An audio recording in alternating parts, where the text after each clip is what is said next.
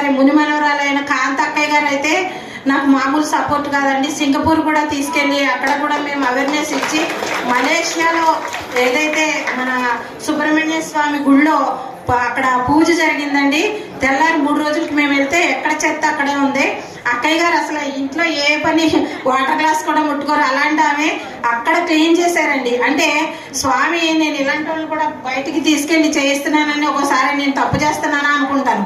అక్క ఎంత ఇదిగానో అక్కకి చెయ్యి నొప్పండి, ఆ చెయ్యి నొప్పితోటి కావిడి కూడా మోసొచ్చిందండి. అంటే అదంతా ఆ స్వామి ఆ భగవంతుడే చేయిస్తున్నాడు మా చేత. అలాగా ఎప్పటికప్పుడు సహాయం చేస్తున్నారు. ఇంకా అమ్మగారి గురించి అంటే కిరణ్మయ్య అమ్మగారి గురించి నేను చాలా చూశానండి యూట్యూబ్లో. తర్వాత బంగారయ్య శర్మ గారి దగ్గర మేము హోమం దగ్గర చూసాము. అమ్మగారు మాటలు, ఎందుకంటే అలాంటి వారి మాటలు లేక కొన్ని జరగట్లేదండి. కొంతమంది కూడా తెలుసుకోవాలి, ఎంతో కొంతమంది తెలుసుకోవాలంటే ఆ అమ్మగారి మాటలు. ఇంతవరకు మనకి అనంతలక్ష్మి అమ్మగారు వచ్చారు, ఈసారి నన్ను వదిలేయమ్మ నేను కొంచెం బిజీగా ఉన్నాను, నేను రాలేననే అమ్మగారు అంటే, ఇంకా అమ్మ మీరు వస్తారంటే పద్మమ్మ గారికి చెప్తే అయ్యో వస్తారమ్మ ఎందుకు రారని అమ్మగారు తీసుకొచ్చారండి. చాలా చాలా ధన్యవాదాలమ్మ మీ అందరికీ కూడా.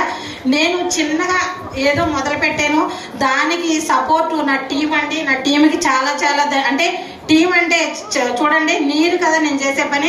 కొత్త టీం పాత టీం వెళ్తుందండి, కొత్త టీం వస్తూనే ఉంటుంది. టీం ఎప్పుడు ఎవరు వచ్చినా అందరూ హార్ట్ఫుల్గా పనిచేస్తారండి నాతో పాటు. అంటే నేను రాక్షసిని, నేను వదలని తెలుసు వాళ్ళకే, అందుకే నాకు కూడా వచ్చి చేస్తున్నారు. అందరికీ కూడా మా టీం పాత టీములు కానీ కొత్త వాళ్ళకి కానీ చాలా చాలా ధన్యవాదాలు తెలియజేస్తున్నానండి. ఎందుకంటే వాళ్ళు లేకపోతే నేను చేయలేనండి, వాళ్ళు లేకపోయినా ఒక్కదాన్ని వెళ్ళిపోతానని ఇంక నాకు కూడా పడి వస్తున్నారండి వాళ్ళు. కాబట్టి అందరికీ ధన్యవాదాలు తెలియజేస్తున్నానండి. నమస్కారం.